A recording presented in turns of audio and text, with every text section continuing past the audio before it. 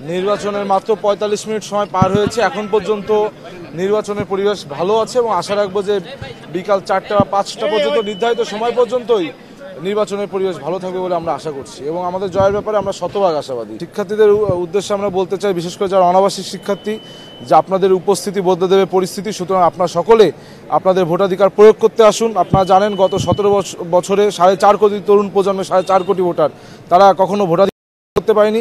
যেহেতু সেই তরুণ প্রজন্মের একটি বড় সংখ্যক ভোটারদের প্রতিনিধিত্ব করে ঢাকা বিশ্ববিদ্যালয়ের শিক্ষার্থীরা, সুতরাং আপনাদের অবশ্যই আজকের যে ভোটাধিকার প্রয়োগ এটি অত্যন্ত গুরুত্বপূর্ণ। আপনারা সকলে নির্ধারিত সময়ের ভিতরেই ভোটাধিকার প্রয়োগ করতে আসবেন বলে আমার বিশ্বাস।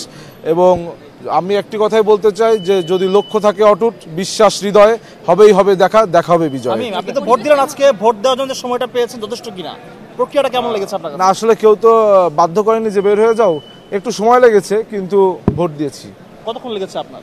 এটা আসলে ১০ থেকে ১২ মিনিট লেগেছে। ৪১টি ভোট দেওয়ার জন্য কি সবাই স্বাচ্ছন্দ্য বোধ করবে? এখানে কি পরিস্থিতি কেমন দেখছে? না, আসলে আমাদের প্রার্থীর সংখ্যা অনেক, বিশেষ করে সদস্য পদে প্রায় ২১০ জন বা সামথিং এর বেশি, যার কারণে আমার মনে হয় এটা একটু কষ্টসাধ্য ব্যাপার। আমার নিজেরও কষ্ট হয়েছে। কেন্দ্র নিয়ে আপনি শঙ্কা প্রকাশ করেছিলেন যে কেন্দ্র যথেষ্ট না, সেটা কি আপনার মনে হয়েছে আজকে? আজকে ভোটের দিন, আজকে আর এসব বলে তো লাভ নেই, এগুলো পূর্বে বলেছি কিন্তু ব্যবস্থা নেওয়া হয়নি।